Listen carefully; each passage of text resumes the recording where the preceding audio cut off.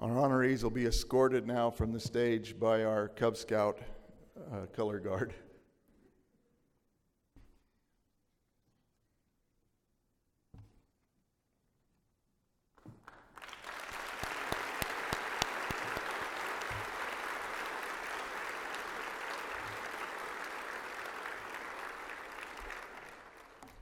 Okay, you can be seated.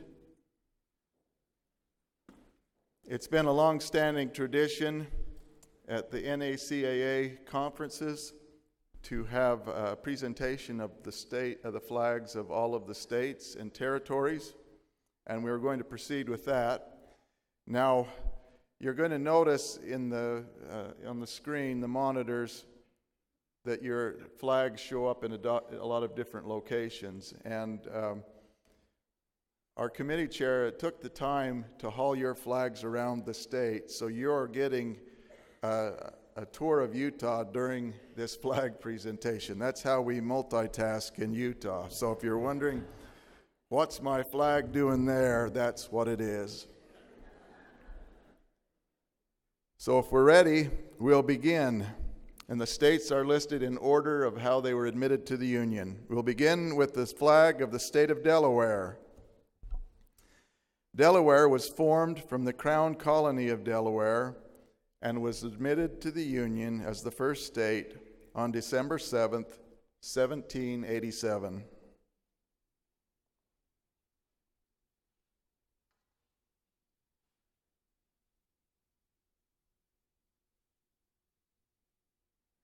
The flag of the state of Pennsylvania.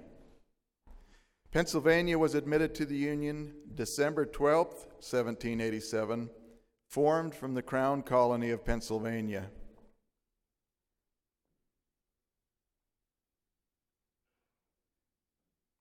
The state of New Jersey, admitted to the Union December 18th, 1787, formed from the Crown Colony of New Jersey.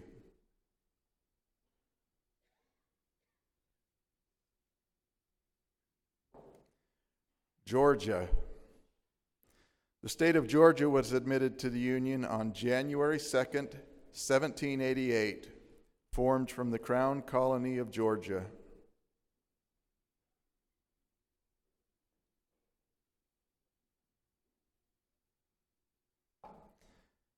The flag of the state of Connecticut. Connecticut was formed from the Crown Colony of Connecticut, admitted to the Union January 9th, 1788.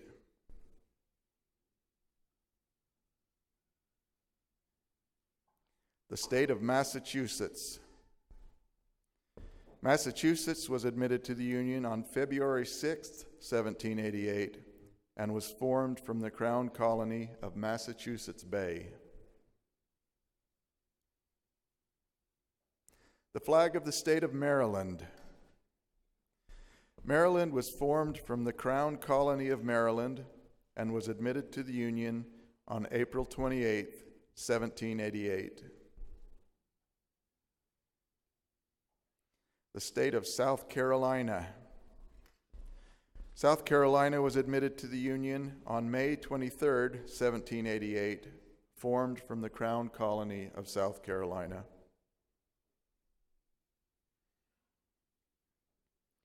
The flag of the state of New Hampshire. New Hampshire joined the Union on June 21st, 1788, formed from the Crown Colony of New Hampshire.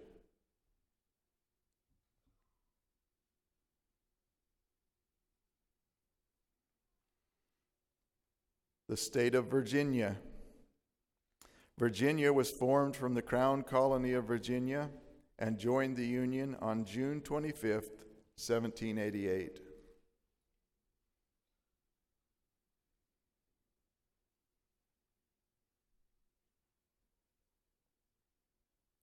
The state of New York. New York was admitted to the Union on July 26, 1788, formed from the Crown Colony of New York.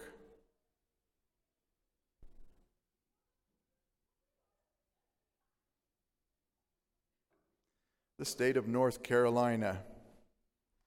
North Carolina joined the Union on November 21st, 1789, and was formed from the Crown Colony of North Carolina.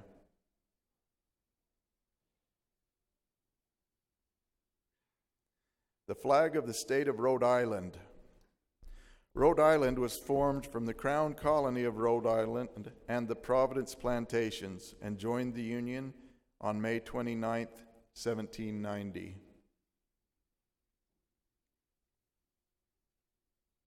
The state of Vermont. Vermont joined the Union on March 4, 1791, formed from the Vermont Republic, which is also known as the New Hampshire Grants.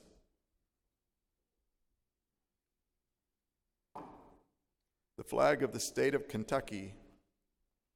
Kentucky joined the Union on June 1st, 1792, formed from the Virginia districts of Kentucky, Fayette, Jefferson, and Lincoln counties.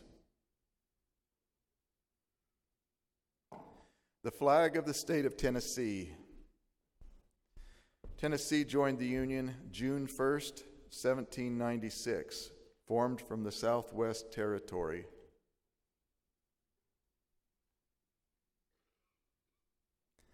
The state of Ohio. Ohio joined the Union on March 1st, 1803, and was formed from the Northwest Territory.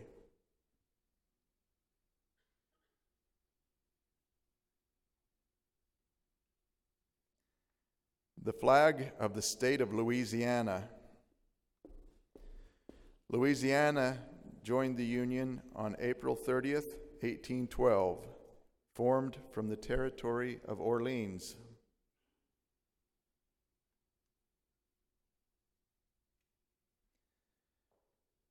The flag of the state of Indiana.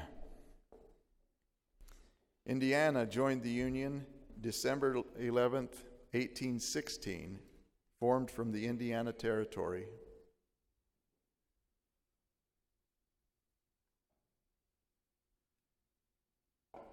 The flag of the state of Mississippi. Mississippi was formed from the Mississippi Territory and became a state on December 10th, 1817.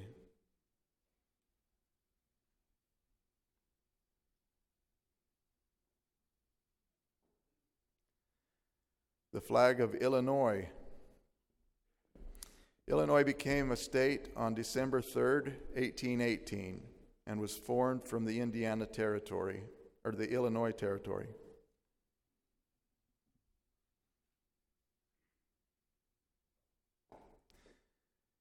The flag of the state of Alabama. Alabama was admitted to the Union December 14th, 1819, and was formed from the Alabama Territory.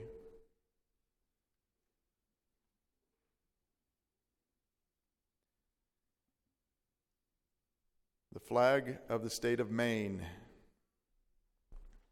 Maine was formed from the Massachusetts District of Maine and was admitted to the Union March 15th, 1820.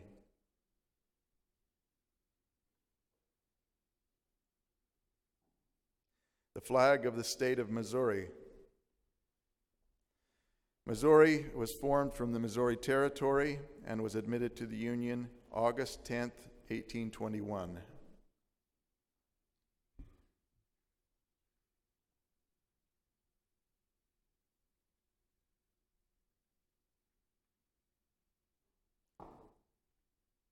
The state of Arkansas. Arkansas was admitted to the Union June 15th, 1836, and was formed from the Arkansas Territory.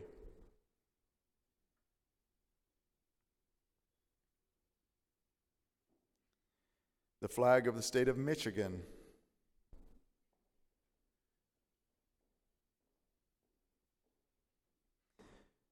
Michigan was admitted to the Union on January 26th, 1837, and was formed from the Michigan Territory.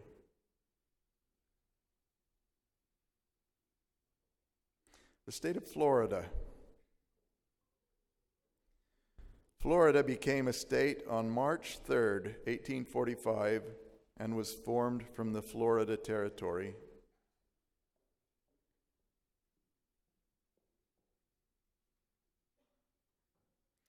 The flag of the state of Texas.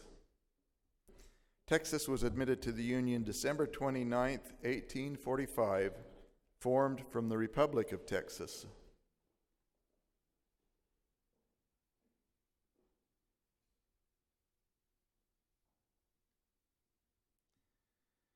The flag of Iowa. Iowa became a state on December 28, 1846, and was formed from the Iowa Territory.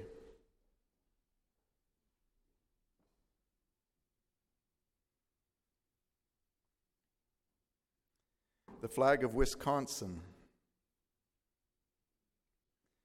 Wisconsin was formed from the Wisconsin Territory and joined the Union on May 29, 1848.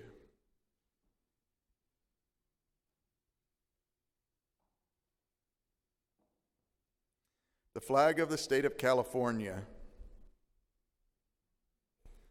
California was formed from unorganized territory and became a state on September 9, 1850.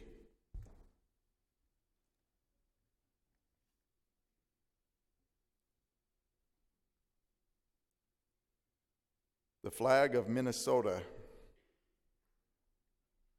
Minnesota joined the Union on May 11, 1858, formed from the Minnesota Territory.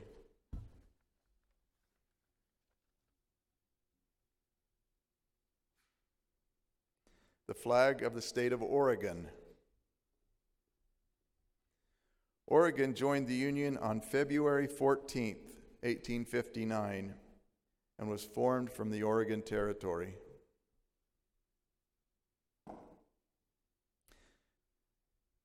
The flag of the state of Kansas.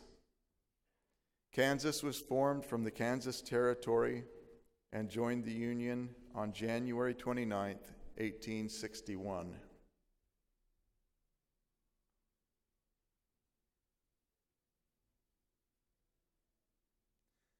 The flag of West Virginia. West Virginia was formed from the Trans-Allegheny region counties and became a state on June 20th, 1863.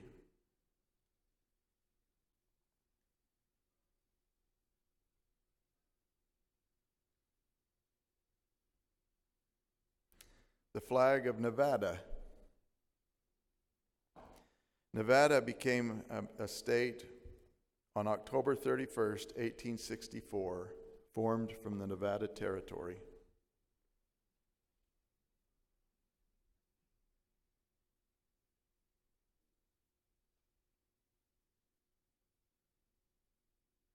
The flag of the state of Nebraska.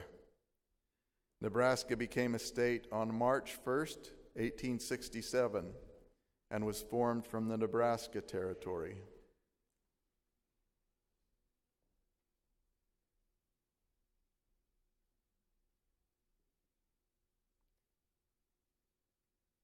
The flag of Colorado. Colorado was formed from the Colorado Territory and joined the Union on August 1st, 1876.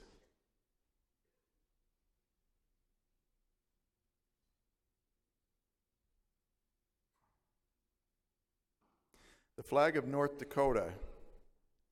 North Dakota became a state on November 2nd, 1889, and was formed from the Dakota Territory, presumably the northern part.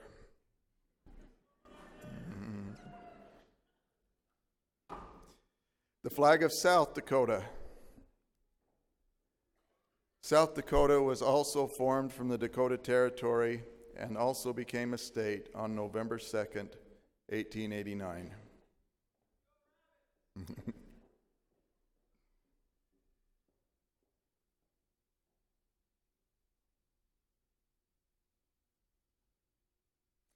The flag of the state of Montana. Montana was formed from the Montana Territory and became a state on November 8th, 1889.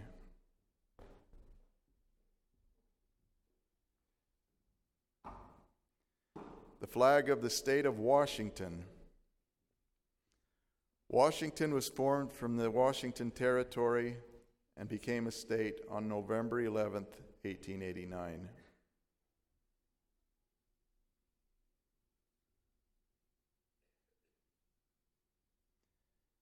The flag of the state of Idaho. Idaho joined the Union on July 3rd, 1890, formed from the Idaho Territory.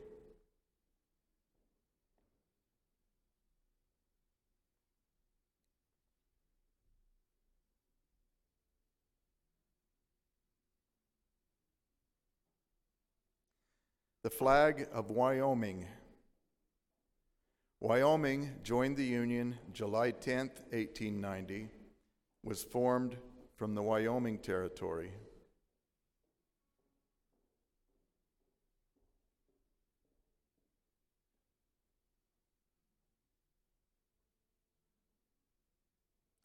The flag of your host state, Utah. Utah became a state on January 4th, 1896, and was formed from the Utah Territory.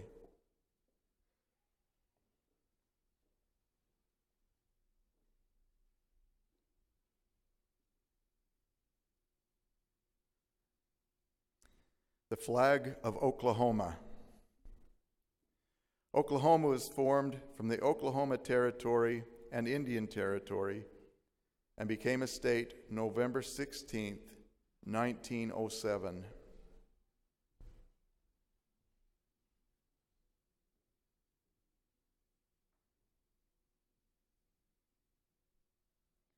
The flag of New Mexico. New Mexico became a state on January 6th, 1912, and was formed from the New Mexico Territory.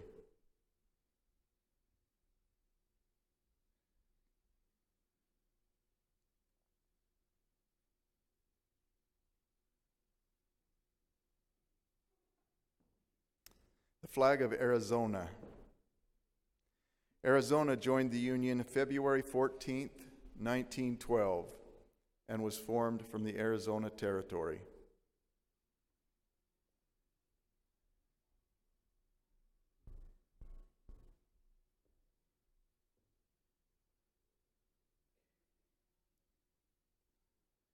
The flag of the state of Alaska. Alaska became a state January 3rd, 1959, and was formed from the territory of Alaska.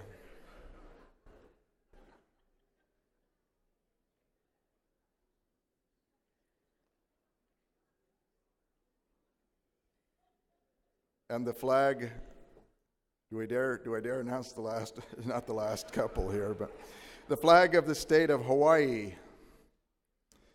Hawaii was formed from the territory of Hawaii and joined the Union August 21st, 1959.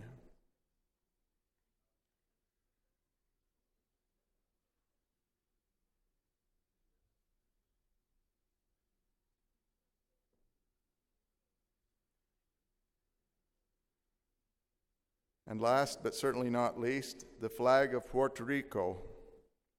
Puerto Rico became a territory at the conclusion of the Spanish-American War in 1898, and in 1952 was voted the Commonwealth of Puerto Rico. Let's have a round of applause for all of our states and their flags and their representatives.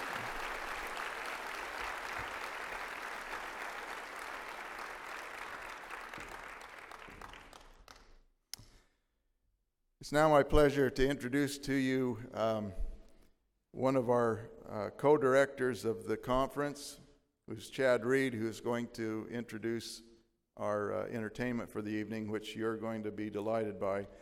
I will just say that our co-chairs have been Lyle Holmgren and Chad Reed.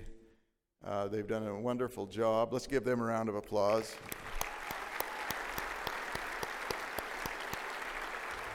They also, Chad and Lyle live on opposite ends of the state, and I've noticed that they developed a close relationship as a result of this. Would you say that, Chad? Yeah. Anyway, they do a lot of things together, and even when they're not working. In fact, they bought a two-man kayak that they like to fish in.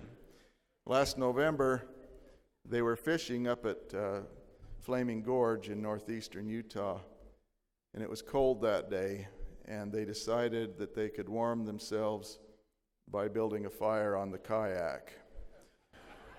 And of course, the kayak sank. And I asked Chad what he had learned from that, and he says, well, you can't have your kayak and heat it too.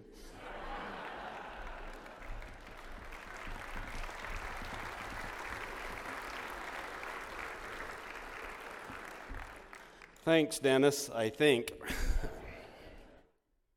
What a great day. Any day you can see dogs herd ducks and listen to Mr. Dave Stamey is a fantastic day.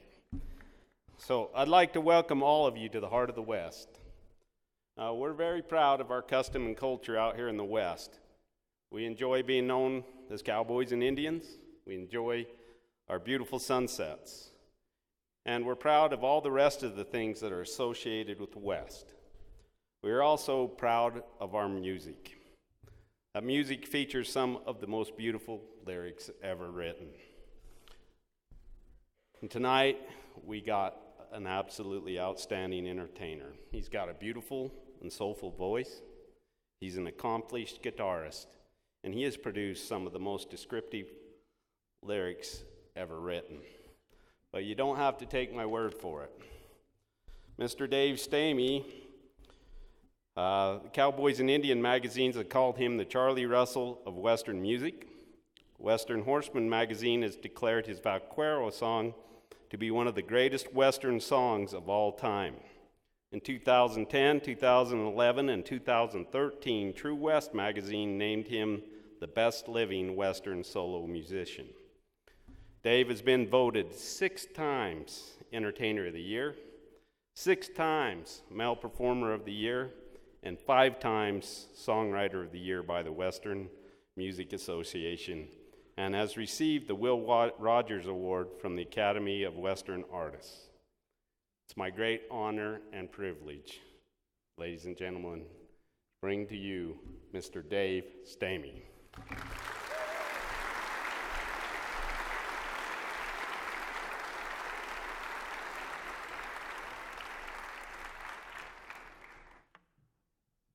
I don't know that I've ever seen a flamingo suit before. No.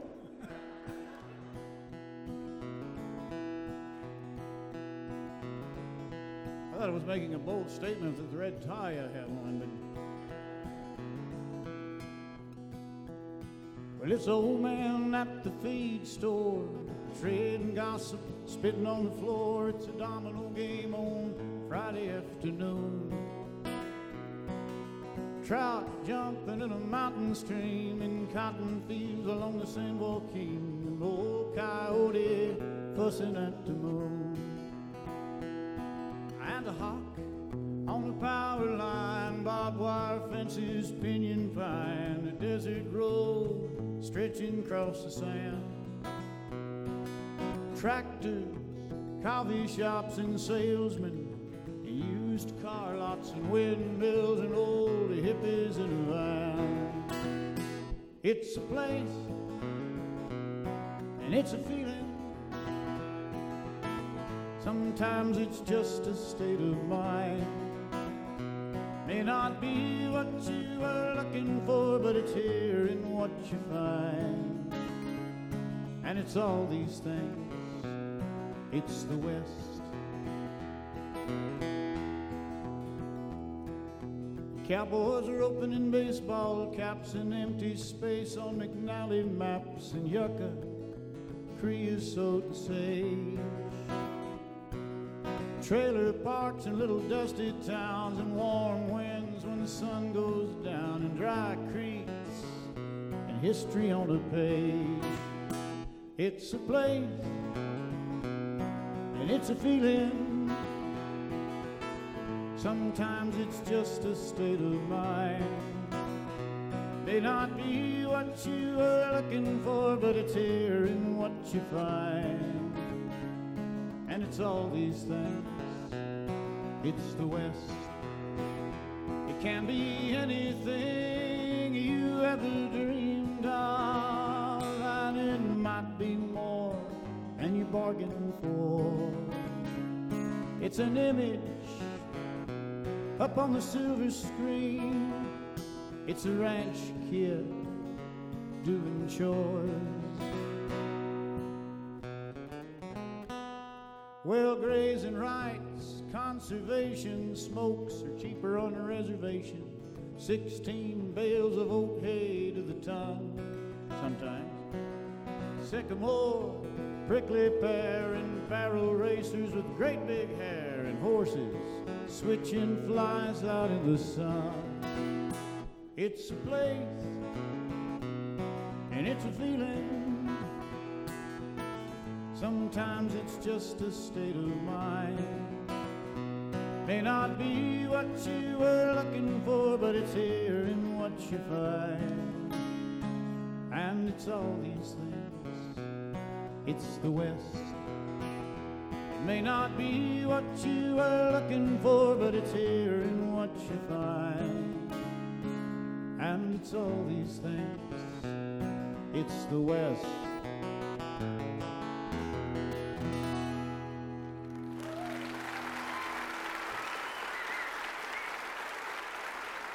Well, thank you.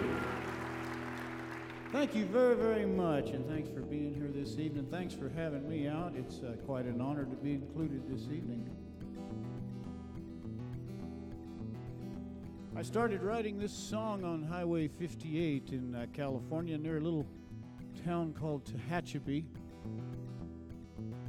There used to be a billboard right outside of Tehachapi, right on Highway 58. It was a picture of an ostrich, just the head looking at you. And the billboard said, "Ostrich, the future of ranching." That was a scary sign. Personally, I'm glad that fad kind of dwindled a bit. For I am more interested in traditional ranching, which apparently in my part of California means vineyards and wine tasting. Everybody's got a winery out there. Smith Brothers Mortuary and Wine Tasting. We're sorry for your loss, but we have this lovely Merlot. None of which has anything to do with the song. That's just where I was when I started writing it. I like a dusty road, cattle guards, cottonwoods by the stream. I like a dusty road, hill in the distance that call to me. See the horses in the morning when the air is soft and gold. If they want to find me, they can find me down a dusty road. I like a dusty road and the story it tells. Red Rock and Pinyon and all of those fences are somewhere else. Yeah, the mountain quail down where Manzanita grows. If they want to find me, they can find me down a dusty road. Well, it makes no difference if it's cold and cloudy. Makes no difference if the sky is blue. The best part of being out here is being out here with you. I like a dusty road, old corrals baking in the sun. I like a gentle breeze, long shadow when the day is done. See the cattle go to water walking in single file, and there are shapes in the clouds. You can watch them for a while. Well, it makes no difference if it's cold and cloudy. Makes no difference if the sky is blue. The best part of being out here is being out here with you. Like a dusty road, and our old bedroll on the ground. I like a campfire with you when there's no one else around.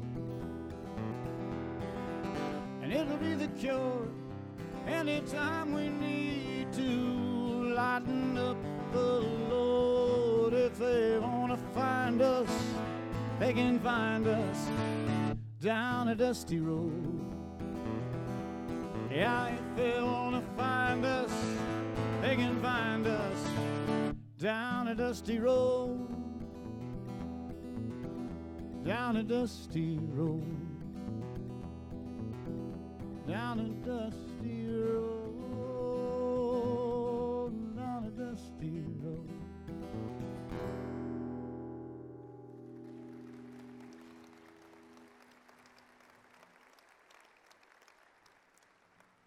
Thank you so very, very much. How many of you did this? When I was younger, I used to like to watch Roy Rogers movies. I guess I was the only one, huh? No? Oh. I had a red cardboard cowboy hat. You remember those? With the shoestring lacing on it? Remember those? I had one of those. I had a cap gun. And then I would watch Roy Rogers movies, and when the bad guy came on the screen, I'd shoot my cap gun off at him. I just had a wonderful time. And one day my wife came in and said, "You should really get a job." I'm kidding.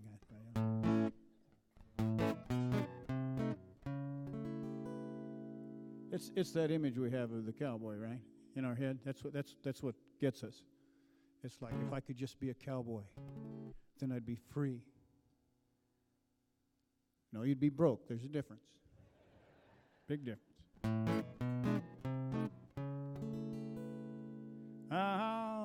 If I had a horse, a big white fleshy horse, I wouldn't be the kind of guy that I appear to be. 'Cause I'd be different, I'd be better, I'd be a hero, riding down to the letter, and all them pretty women would be after me. 'Cause I'd be Tom Mix, be the Lone Ranger, I'd be John Wayne, a tall dark stranger, I could ride into danger. 'Cause I'd be brave, of course. People would look up to me, 'cause I'd be something that they could aspire to be. And this would all be possible if I just had a horse. If I had a hat, a 10-gallon Stetson hat, I'd look so sharp all my friends would be amazed. 'Cause I could tip it to the ladies, and my nose would always be shady, and underneath the brim I have a Gary Cooper gaze. Yup, and I'd be Tom Mix, be the Lone Ranger, I'd be Lashley Lou, the tall dark stranger. I could save any widow's ranch in about 8 seconds flat.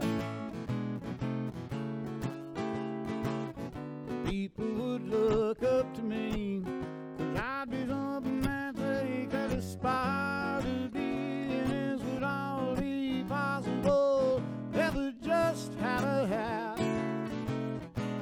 Well, you know, clothes and trappings, life's the way it's always gonna be. Take and bring out the hero inside, and buddy, that's good enough for me. And if I had some boots, they go so well with my buckskin suit, and I could walk into places I never ever dared to go. With my firm and manly stride, mean guys would just step aside, and I'd be admired by folks I don't even know. And I'd be Gene Autry, I'd be Roy Rogers, I'd have me a sidekick who's an old codger. I could chase down the robbers and I could recover the loot. People would look up to me, 'cause I'd be something that they could aspire to be. This would all be possible if I just had some moves. 'Cause I'd be Tom Mix, be the Lone Ranger, I'd be John Wayne, the tall dark stranger. I could ride into danger, 'cause I'd be brave, of course.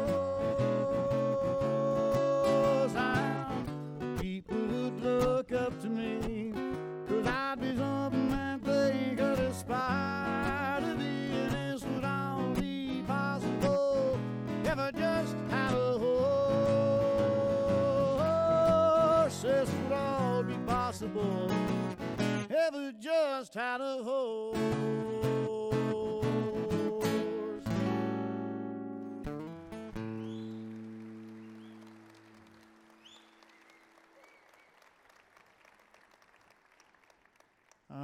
Thank you very, very much.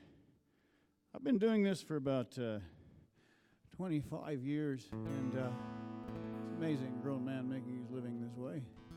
But when I first got into this business, there was a lot of songs that I didn't really quite identify with, these kind of B-Western movie songs about, they all talked about this magical ranch somewhere, and you never really had to do any work on it, apparently. All you ever really had to do was ride across it with your sweetheart. And the grass was always green. The sky was always blue. And all of the horses wanted to be your friend. These songs are not written by cowboys. These songs are written by little bald-headed men in New York with pianos.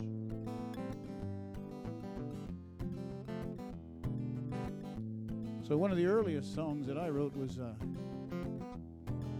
in response to those B-Western movie songs, and I think it is a more accurate portrayal of the cowboy and his lot in life out here in the West. Parenthetically, I will add that 3 years ago, this song was actually the introductory music for the starting pitcher for the Boston Red Sox. I have no earthly idea why. I do know I'm still waiting on the check.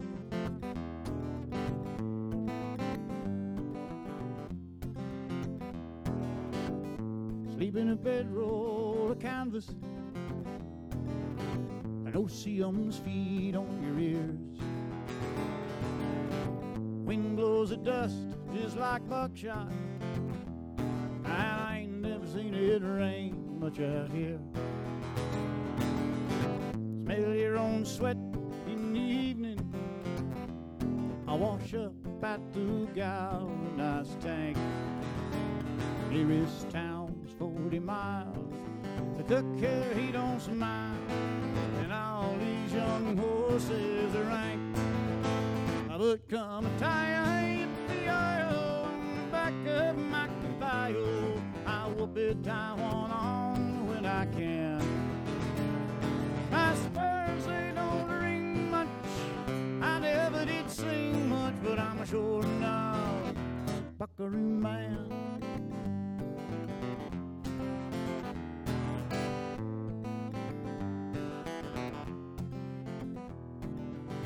cold fingers stiff in the morning, and by noon it's 103. 5-year-old slicks in the canyon, and never a hint of a breeze.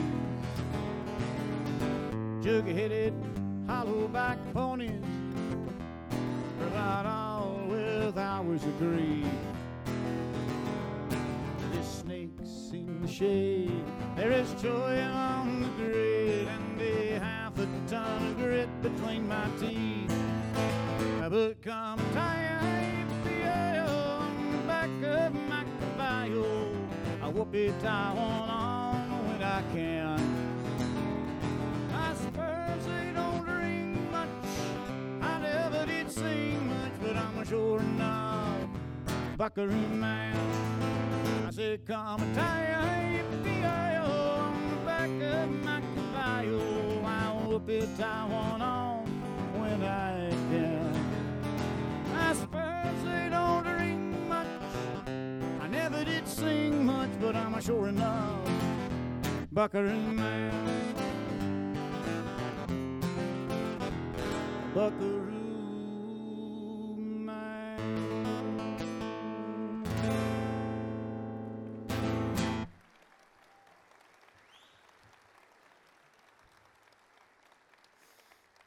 Thank you very much.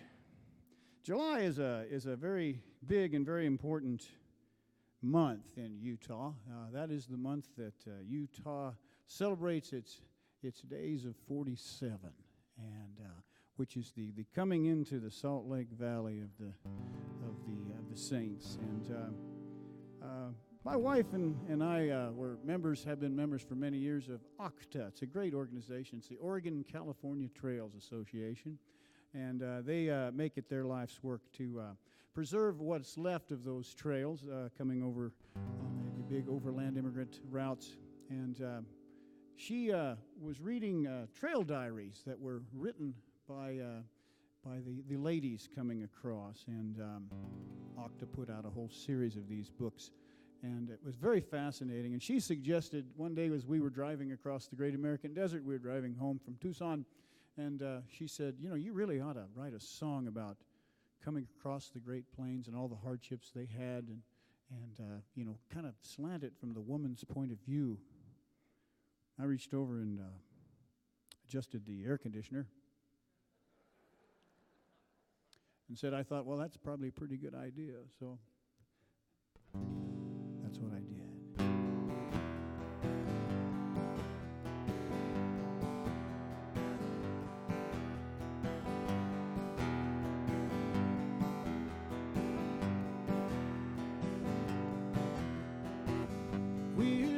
Missouri in these wagons,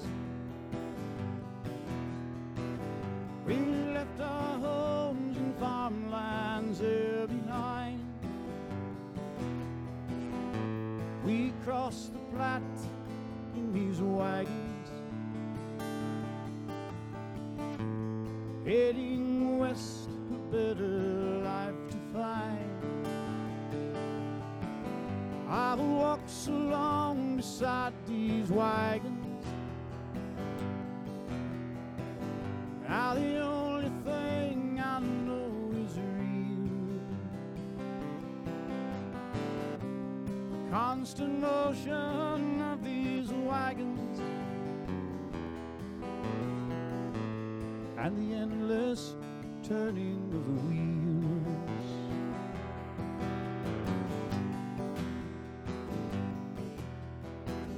Time moves so slowly in these wagons. With luck, we'll make 15 miles today, and we will noon there in the greasewood. No water there to wash the dust away. The oxen strain to pull these wagons, their yokes leave sores that never heal.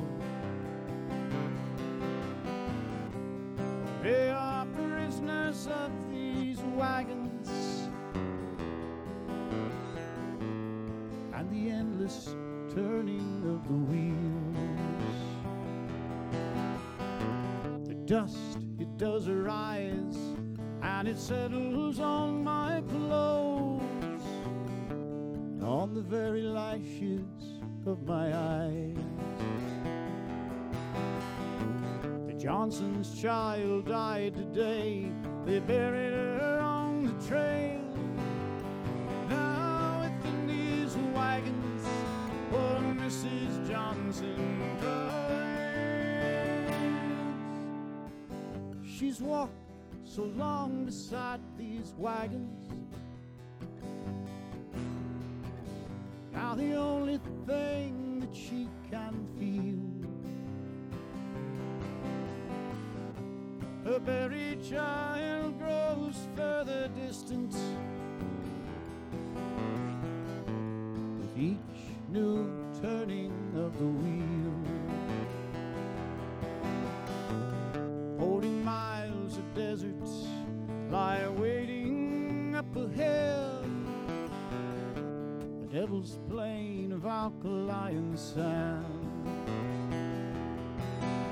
The dust and this endless wind is more than I can bear, and beyond will come the mountains, see the trembling of my hand.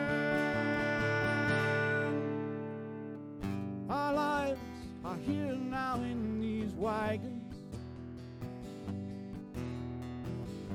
We fight a land that will not yield. I fear we'll never leave these wagons and the endless turning of the wheels. The endless turning of the wheels.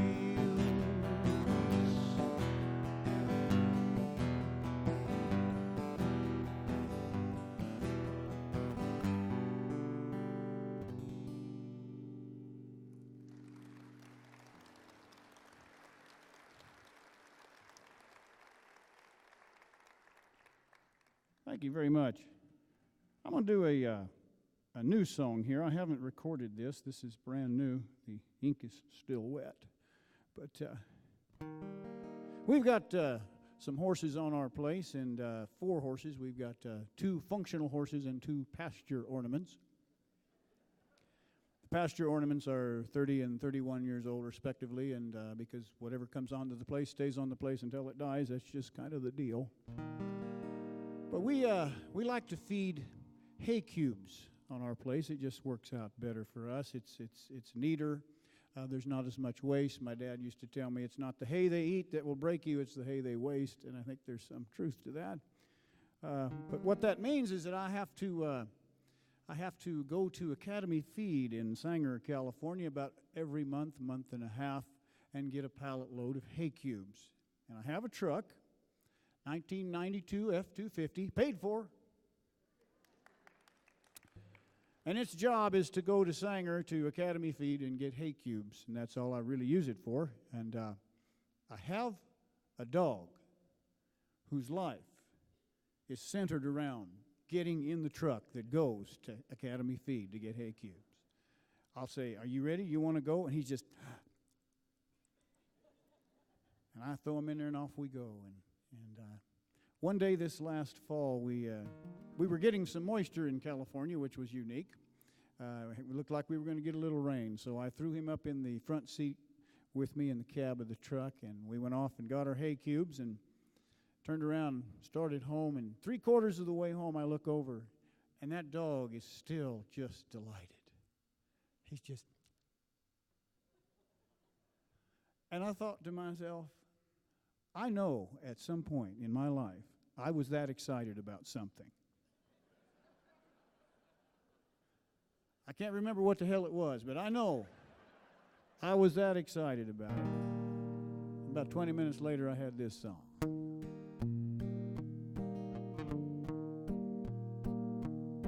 I got a good dog, followed me everywhere that I go.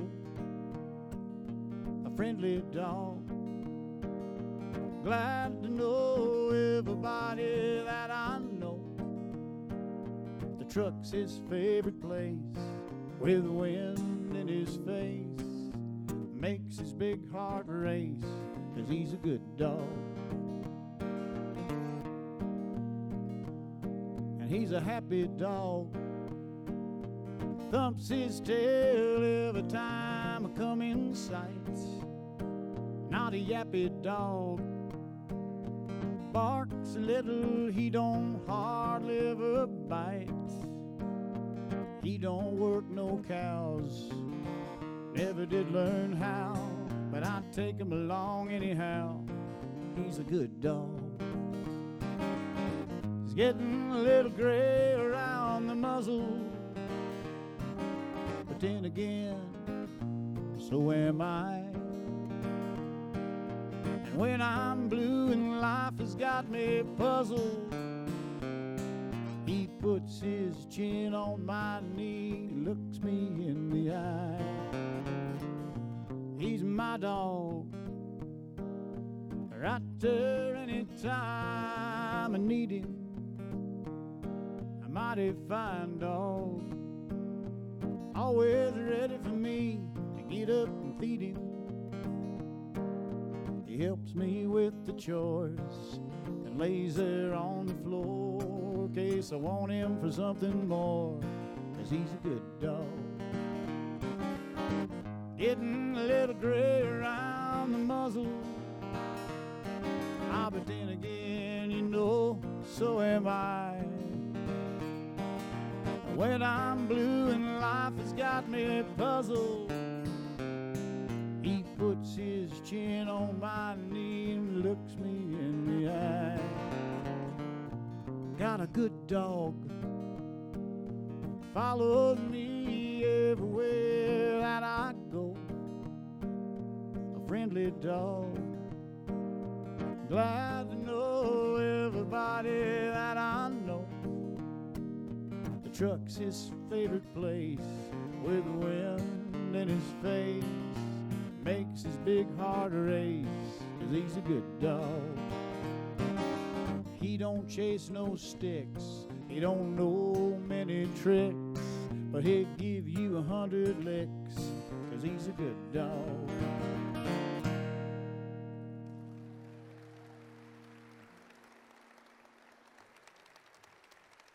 Thank you. Yeah, his name is Simon. He's a Border Collie Lab cross. That's a good cross. Tempers out the anxiety just a little bit.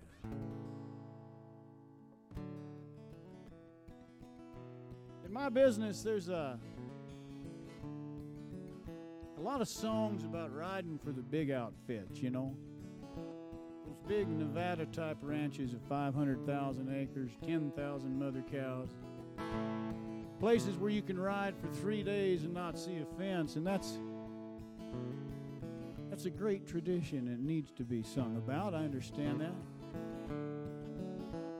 But you don't hear a lot about the small rancher.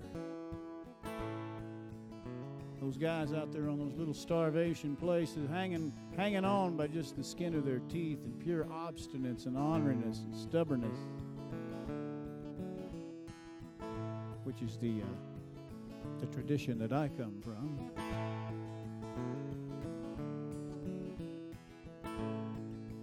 I grew up on a little ranch in Yellowstone County, Montana. Little alfalfa hay and cow-calf operation.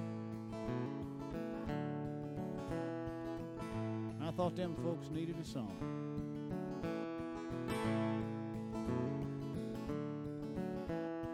There's an old gravel road following the section line, our lives are held together with sweat and baling twine, where you rattle your bones on a tractor over 30 years old.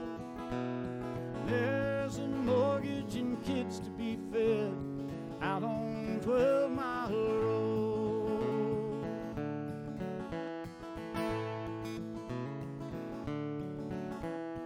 Just a stretch of country, the wind comes blowing through. The homesteaders starved out and blew away. Now there's nobody out here but you. You know one day it's gonna turn around. Oh, it turns so slow, and it ain't rained since April out on 12-mile road. Out on 12-mile road, Lord, it turns so slow, hanging on to a ragged dream out on 12-mile road.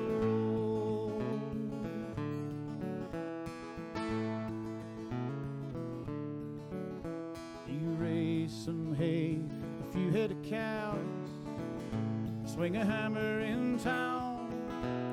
You do everything you can, by God, do to keep your feet on the ground. 'Cause if a man works hard enough, he can turn that straw into gold. There ain't that the way it's supposed to be out on 12-mile road. Out on 12-mile road, Lord, it turns so slow, hanging on to a ragged dream out on 12-mile road.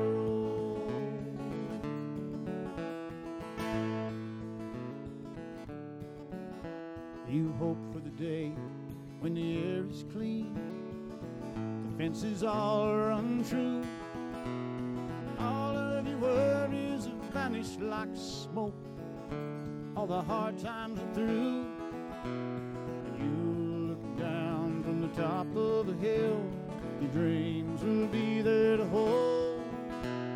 Ain't that the way it's supposed to be out on 12-mile road?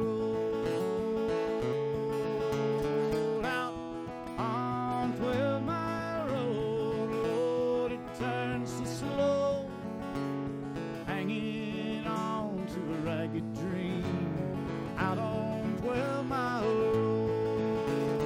Out on 12-mile road, Lord, it turns so slow, and it ain't rained since April out on 12-mile road.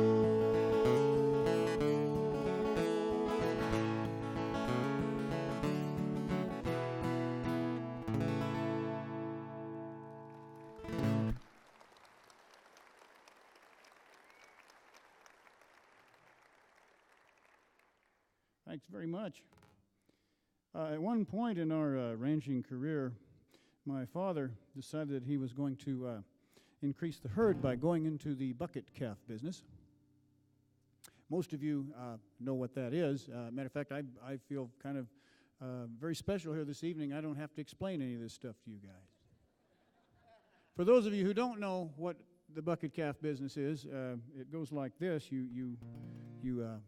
You go to the sales yard and you buy these 3 and 4 day old drop calves that have been culled out, usually by the local dairyman, and you bring them home and you feed them a milk mixture called calf manna, which you mix up in your kitchen at 4:30 in the morning. I don't know why you have to do it then, but apparently it's written on the bag.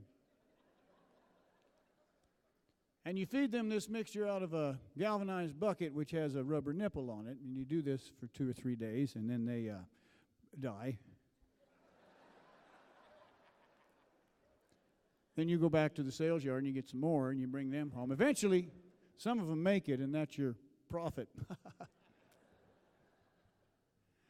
And then one day, somebody told my dad, you know, you can feed them calves on milk goats, and it's cheaper to feed a milk goat than it is to buy calf manna, because a goat can get along on dirt and do quite well. And so we did. We bought a milk goat named Annabelle. It was somebody's 4-H project, and we built a little stanchion for her. and with a little hinged 2x4 to lock her head in, had a little tray there for grain, and we'd put the grain in there. She'd jump up on that stanchion, we'd lock her in, turn them calves loose on her. She'd stomp the dog dookie out of them while they tried to suck. This was 20th century stock raising at its finest. Now, the second part of this story is that my brother was a football fanatic. He just loved football as a young kid, and my parents, in one of the rare flush periods that we had, bought him a Johnny Unitas football uniform from Sears and Roebuck's, number 19, and had the helmet and the shoulder pads and everything, and he immediately outgrew it, except for the helmet, and he found that he could still wear the helmet if he took the padding out. Don't get ahead of me. The third thing you need to know is the kid that I grew up with, and his name was and is Bubba. We still call him Bubba. His dad and my dad were trapped in the cattle business together for a while. And the only other thing I will tell you is that this story actually happened. The football helmet came from Sears. The nanny goat's name was Annabelle. The third element was Bubba. Bubba was crazy as hell. He was known for wild stunts, never did nothing by how. And the goat we kept in a hog wire pen for nursing lippy cow. Bubba cocked one bloodshot eye, took off his Carhartt coat, and he said, if I put that helmet on, I could butt heads with that goat. These words were actually spoken. Heard them with my own ears. And the saddest part was my brother and me thought it sounded like a good idea.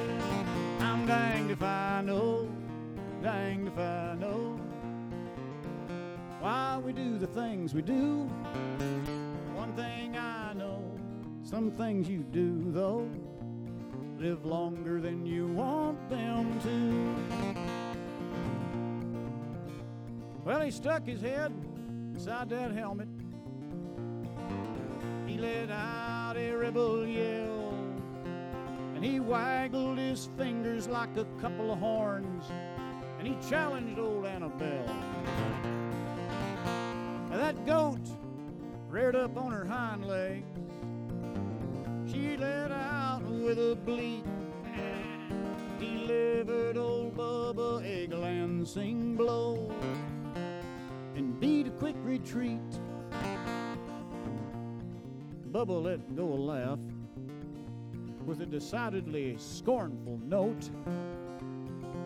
He said, hell, that weren't nothing at all. You're a marshmallow, you ain't a goat. But the goat had windage and trajectory now. The next time she come around, with a sound like a ball bat hitting a tree, the mighty bub went down. I'm danged if I know, danged if I know why we do the things we do. But one thing I know, some things you do though live longer than you want them to. Well, he lay there for a really long time, and I thought he was dead. That helmet was cracked down the middle.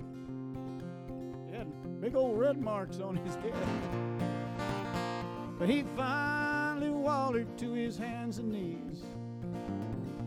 I really don't know how, 'cause his eyes rattled around like pinballs, and all he could say was, wow.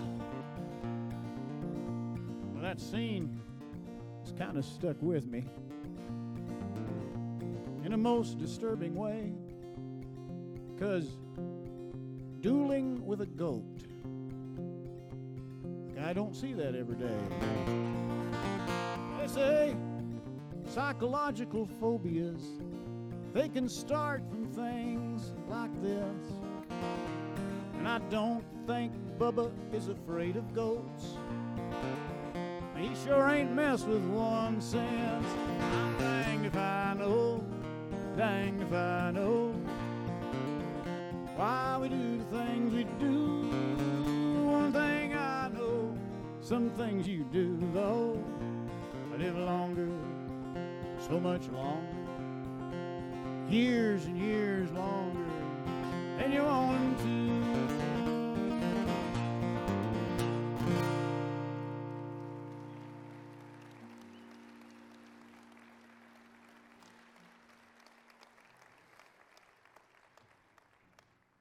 You really shouldn't applaud that loud. That's, yeah, my goodness. I had a friend of mine, a dear friend. His name was Jake Kopus, and he was the quintessential Texas cowboy. Very, very proud of being from Texas, as a lot of people from Texas are, as the rest of us find annoying. Well, no other state does that. I travel around quite a bit, and I try sometimes to keep the fact that I'm from California a secret. Yes, I'm from California, and I apologize. He was started out at the Pitchfork Ranch when he was 13 years old, breaking horses, and I thought, man, how did that happen? And I asked him, how did that happen, Jake? 13 years old, and you start breaking horses for the Pitchfork Ranch. And he said, well, I seen they needed the help. He lived to be 86 years old, which is a pretty good run for cowboys. Usually bad horses or failed livers will take us out before then. But he was my partner on the Alisal Ranch for over 10 years, and we lost him in 2006. It took me a couple of years to get the proper song written. I am an old cowboy, don't ride much no more. I came to this valley right after the war, and I used to shoe horses. There's some saddles I built, and I rode after cattle all over these hills. Started out at the Pitchfork when I was 13, riding young horses, riding my dreams. And them old hands that taught me all it takes is some nerve. Just throw a leg over and ride what you ride for all that it's worth.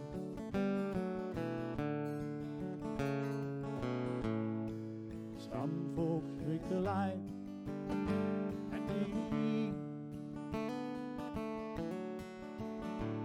they stare out the window, they yearn to be free. I live the life that was given to me, and I threw a leg over and rode it for all it was worth. Yes, I rode it for all it was worth.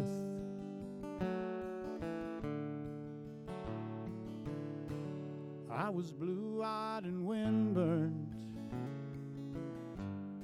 I was every girl's dream. saved it. Wild steers on the mountain where the buckbrush was green. Sundays were dark ones when that old north wind blew. I just gathered my reins and I rode it through. Time comes creeping to wipe out your tracks. But if your trail's been a good one, you don't mind looking back.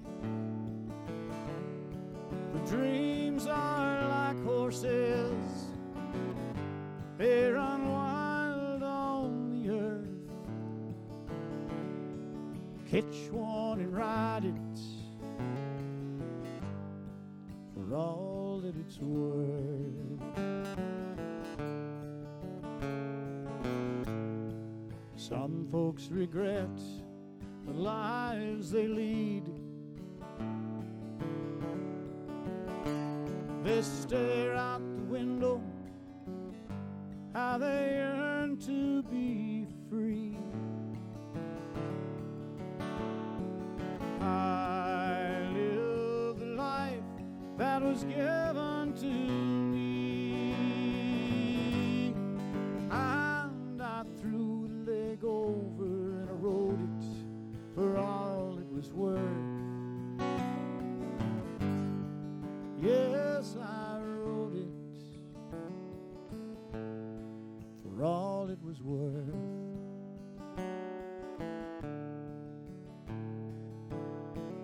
I am an old cowboy. I don't ride much no more.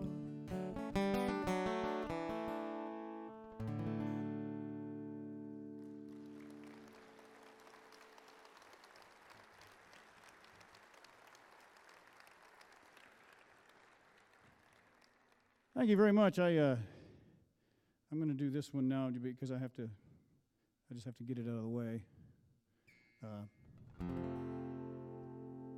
It's a requirement. I got into this business because I didn't like rules. I said, well, I'll be a cowboy singer. There's no rules. There's rules. One of them is you have to know how to do this song.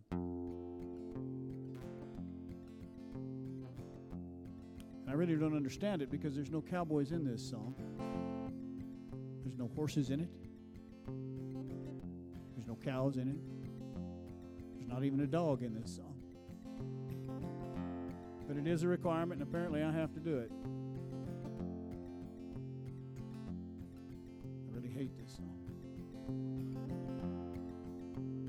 Up on the mountain, so happy and free, there lives a maiden, she's waiting for me. Up on the lake, we will drift with the tide. It's really a stupid line. Hear those chime bells ring.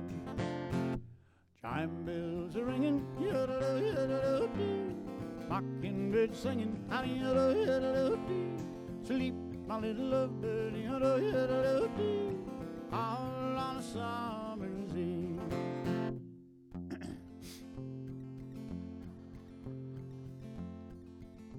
I really don't get it. Moonbeams were shining as I kissed her there. Night birds were singing, perfume filled the air. Each little star just twinkled with glee as heaven shined on me. Chime bells are ringing, mockingbird singing, sleep, my little lovebird, all on a summer's eve. Hang with me, it gets a little odd right here.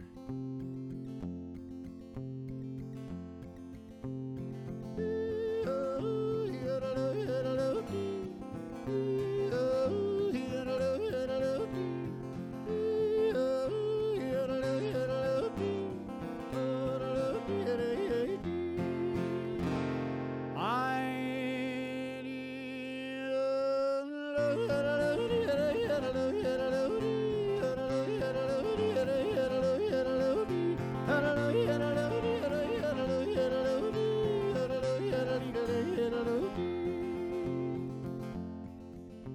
just impress the hell out of you.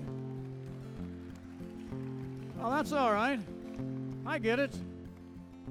We're in Salt Lake City here. This is the home of Western entertainment. This is the home of cowboy yodeling. I think cowboy yodeling was actually invented in Utah. It's a climbing accident. So I'm going to have to really whip up here and impress you people, okay? So we'll kick it into high gear here. We'll do the famous galloping yodel. It's very intricate. Well, don't clap yet. You haven't heard it. It's a very intricate and difficult and quite often dangerous yodel.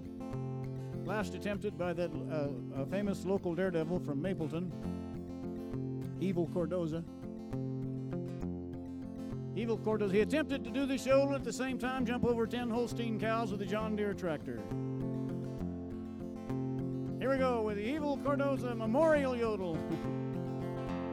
Hey,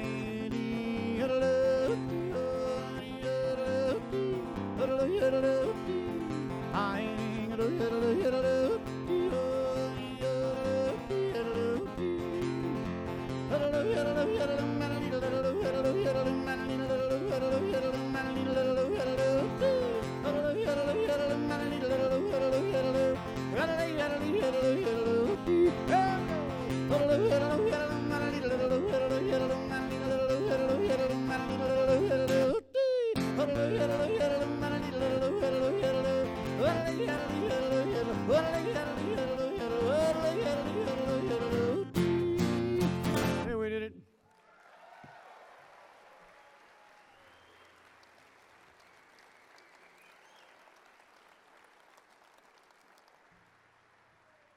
And the crowd goes wild. Why shouldn't they go wild? Some of the best yodeling you're going to hear in this price range. That's right. Face it, if your kid was doing that in the car, you'd make him stop it. You would.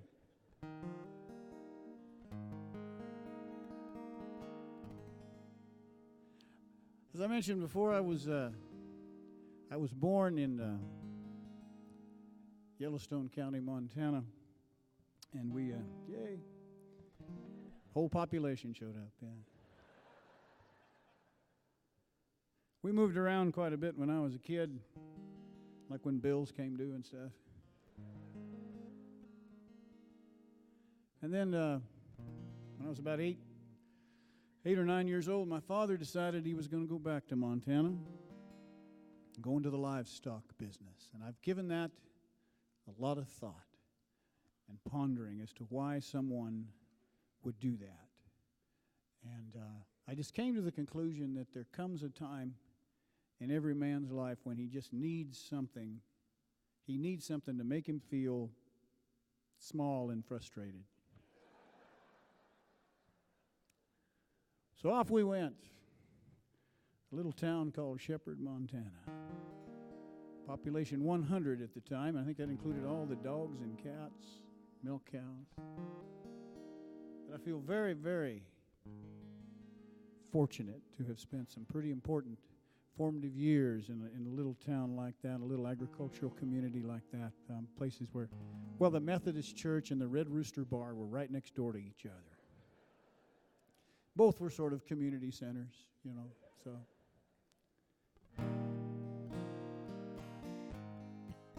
This is a song that came out of that time.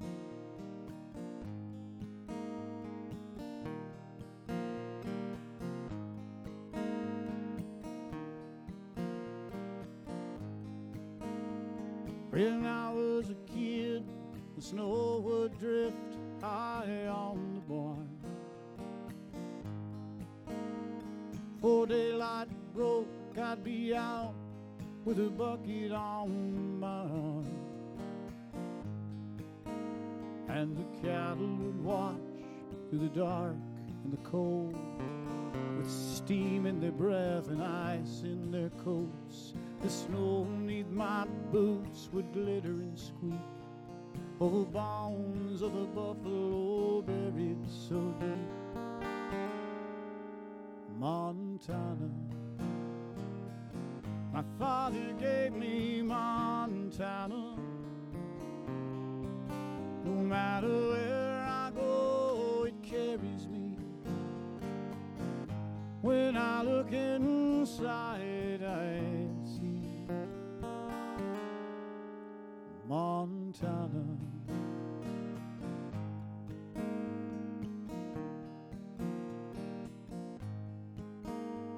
He took us up there where he said a man still had a chance.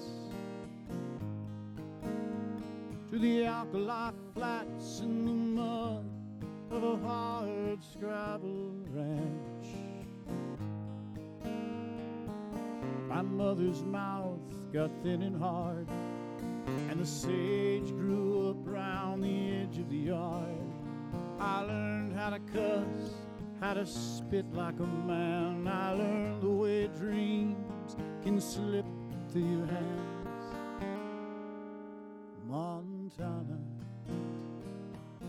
My father gave me Montana. No matter where I go, it carries me. When I look inside, I see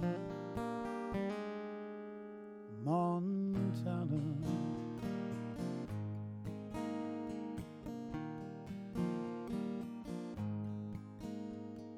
Summers we'd wait in the ditch by the old county road, and the birds would flutter and shriek from the telephone poles. Through the wind in the cottonwoods, soft and low, we heard the ghost of the Sioux and the Crow. So much unsaid between father and son. We packed up and left there in 71. Montana. My father gave me Montana. No matter where I go, it carries me. When I look inside, I see Montana. My father gave me Montana. And all I am, all I'll ever be, comes from this gift he gave to me. Montana. Montana.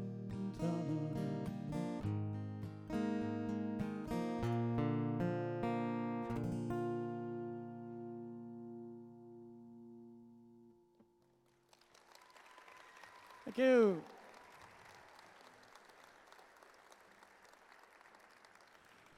Well, this has been a lot of fun. I really do appreciate being asked to come out and entertain for you folks. I appreciate your kind attention, and I appreciate the opportunity to be here back in Salt Lake. And I hope you have a grand convention and learn lots of stuff and have a lot of fun. I really do. And maybe we'll see you somewhere down the trail. I'm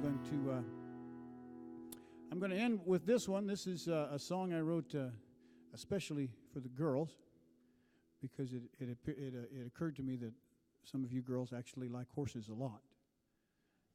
And we just did a show in Santa Barbara, California. When I die, I want to come back as a horse there.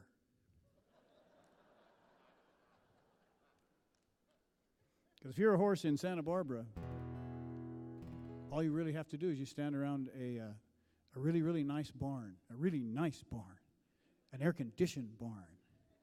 And eventually a pretty girl will come and get you and tie you up.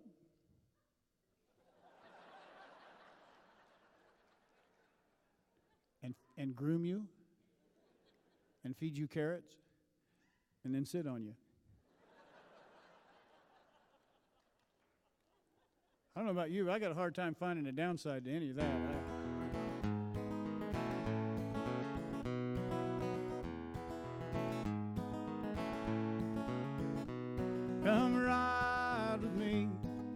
time to saddle up and ride away. There's so much to see. Don't worry, I know the trails, I know the way. I caught a gentle horse, his eyes are big and brown. He's ready to carry you the whole world around. Come ride with me, let's ride away. Come take a chance, I'll show you where the mountains touch the sky. It's a horseback dance, we can ride forever if we try. A dream in the distance, it's a few to chase. Out in sunrise with the wind on your face. Come ride with me, let's ride away. The smell of the leather, the sunlight on your skin, got us aching to begin. The rumble of hoofbeats much stronger than wine. The dust in your hair, all the light in your eyes. Come ride with me, we'll run the hills and watch the eagles soar. It's where you want to be, tell me just what you're waiting for. We'll camp near the meadow and love the night away, and saddle up again when the dawn is turning gray. Come ride with me, let's ride away.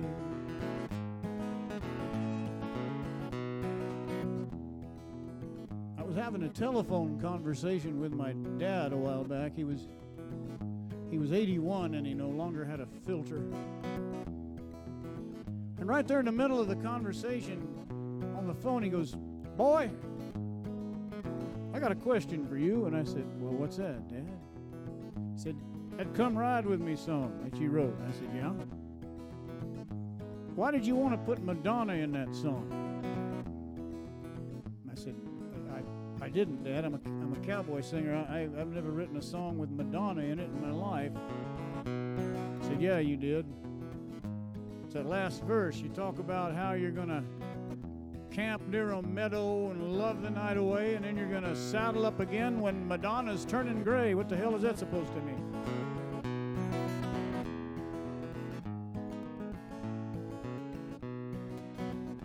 I said, "I'll be darned." Madonna turning gray. Doesn't make any sense at all. Because you know that's never going to happen. The smell of the leather, the sunlight on your skin, got us aching to begin. The rumble of hoofbeats much stronger than wine. The dust in your hair, all the light in your eyes. I come ride with me, we'll run the hills and watch the eagles soar. It's where you need to be, tell me just what you're waiting for. We'll camp near the meadow and we'll love the night away, and saddle up again when Madonna's turning gray. Come ride with me, let's ride away. Come ride with me, come ride with me today. Come ride with me. Yeah, come ride with me. Yeah, come ride with me.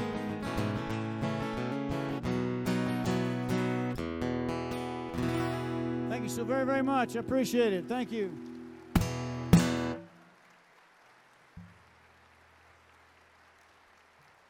Thank you very much. Appreciate it.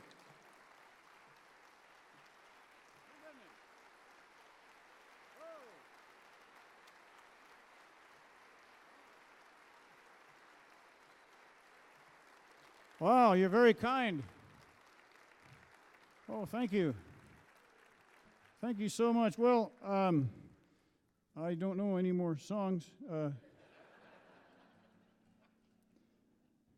No, we'll end with this one. This is actually the greatest cowboy song ever written.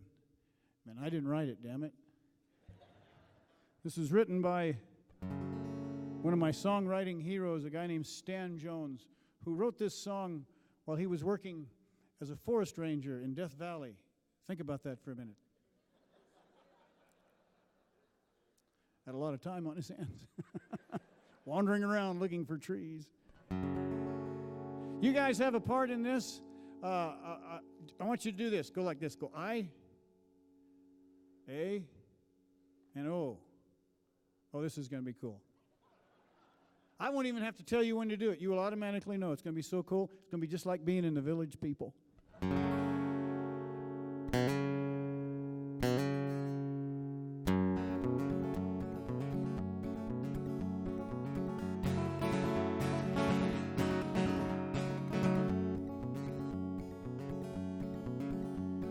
An old cowpoke went riding out one dark and windy day.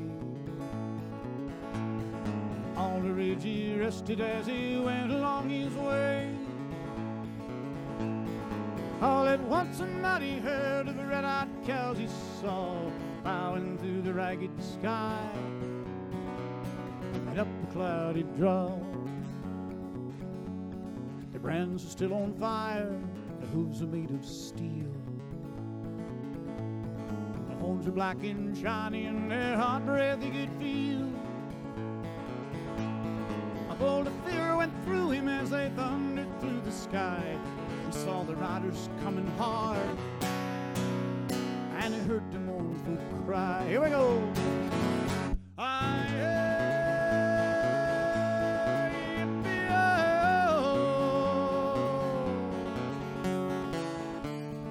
Ghost riders in the sky. Their faces gaunt, their eyes are blurred, their shirts all soaked with sweat. Riding hard to catch that herd, but they ain't caught 'em yet. Oh, they got a ride forever on that range up in the sky, on a horse that's snorting fire. As they ride on, hear their cry. Here we go.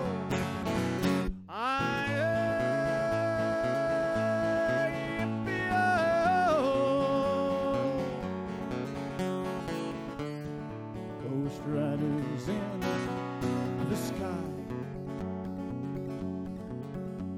As the riders loped on by him, we heard one call his name. If you want to save your soul from ever riding on our range, well, ain't cowboys change your ways today, on with us you will ride, trying to catch the devil's herd across these endless skies.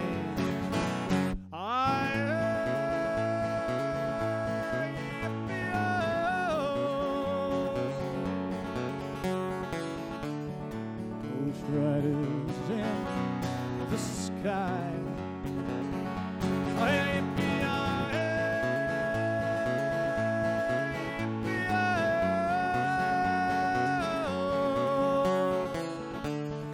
Ghost riders in the sky. Ghost riders in the sky. Thank you very, very much. Appreciate it. Thank you so much.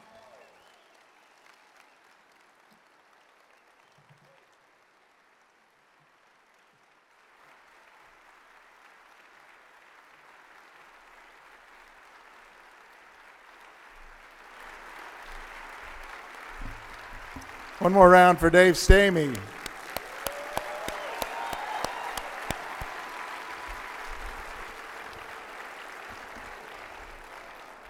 I think we're off to a great start, and I'm supposed to turn the time over to Chad and Lyle, and while they're coming up, I've told you about Mark, told you a little about Chad. I need to tell you about Lyle now. Lyle retired earlier this year, which is true, and he had enough dedication to follow through on his commitment to chair this meeting. So let's give him a round of applause for that.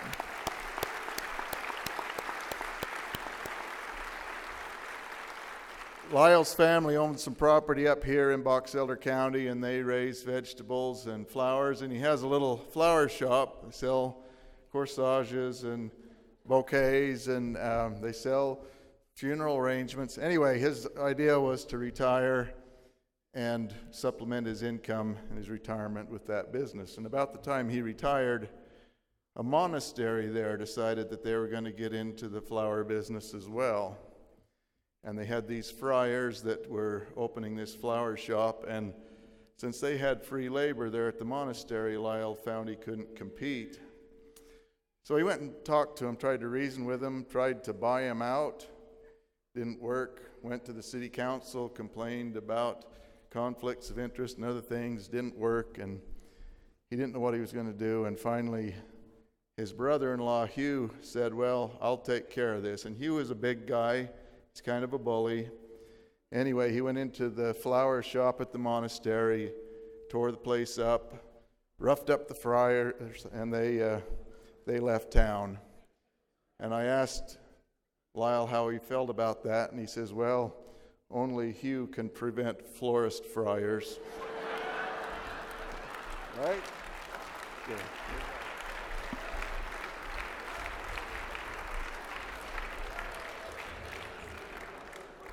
Whose idea was it, Lyle, to let him have the mic? That's what I certainly hope you enjoyed Dave Stamey. Fantastic.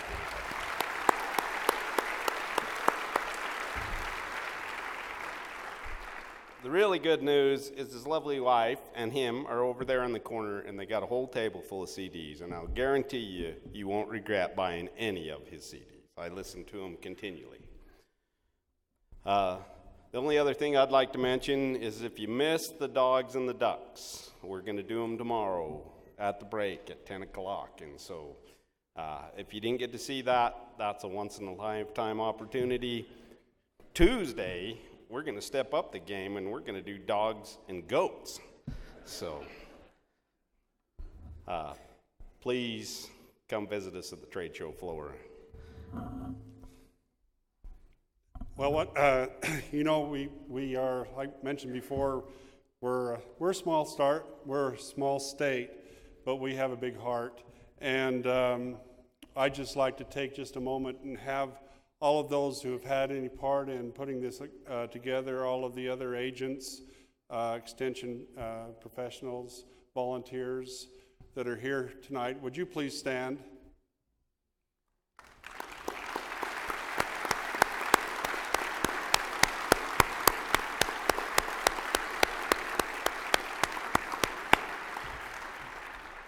We really, and we got to emphasize really, couldn't do this without all of their help. And, everybody's stepped up to get this done, and we hope you have a great time while you're here in Utah. There's a lot of things to see. We've got a lot of great tours in store for you, the workshops, the classes, everything that's a part of this NACAA conference, and one that I've been a part of for many years, is we've got a great program for you here today.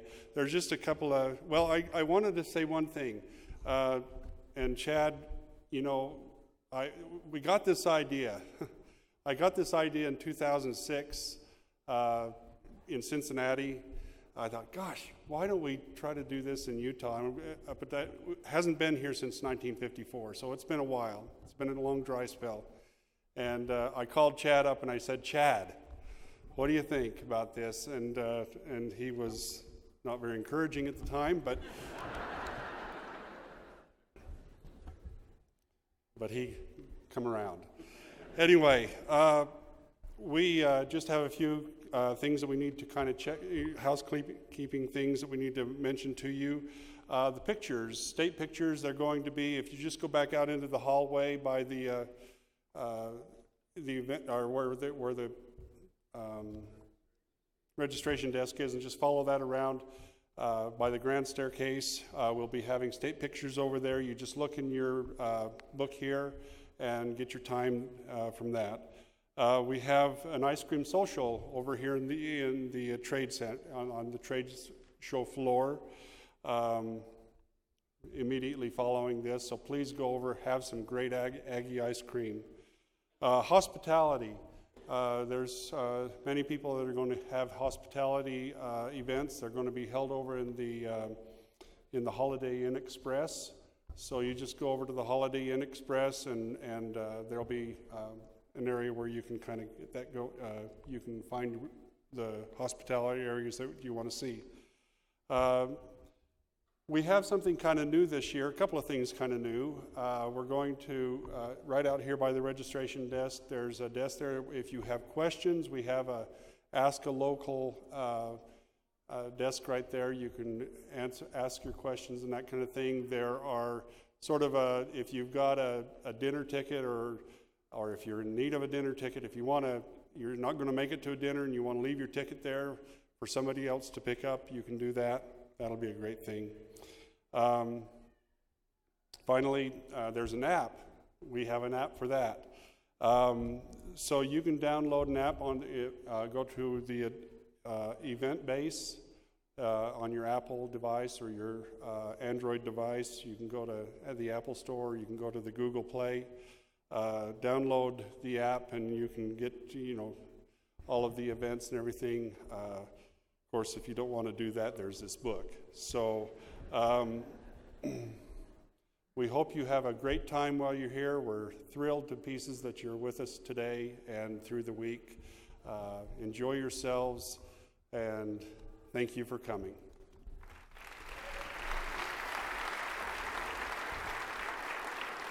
We have got a couple of questions about the souvenir gifts in the goodie bag. And you might have seen the water nozzles. That was an experiment, because we're university personnel. We wanted to see what happened when we sent 800 people to the Salt Lake Airport to fly all over the United States and Puerto Rico with a gun-shaped metal object in their leg. Good luck.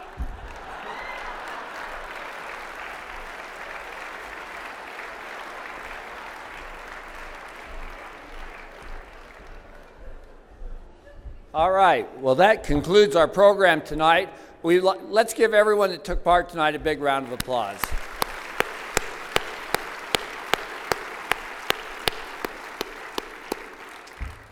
All right, we'll go ahead and conclude now at this time, and we hope you have a great rest of the evening, and we'll see you in the morning.